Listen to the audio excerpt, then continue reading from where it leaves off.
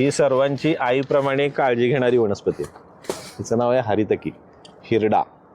अमृताप्रमाणे काम आहे हिचं. संस्कृतमध्ये तुम्ही सगळ्यांनी श्लोक पाठ केलेलंच आहे ना. यस्य माता गृहे नास्ती तस्य माता हरितकी, कदाचित कुप्यते माता नोदरस्ता हरितकी. एक वेळ आई रागवेल पण ही वनस्पती रागवत नाही. ज्याच्या घरी आई नाही आहे तर त्याची हरितकी ही आई आहे, असं संस्कृतमध्ये तिचं वर्णन आलेलं आहे. आणि अमृत वनस्पती म्हटलेलं की अमृत म्हणजे काय की असे आख्यायिका आहे की स्वर्गामध्ये जे काय अमृत होतं ते पृथ्वीवर पडलं आणि त्याच्यापासून जी वनस्पती निर्माण झाली तर ती म्हणजे हरितकी. आणि खरंच या वनस्पतीचं अमृतासारखं कार्य आहे.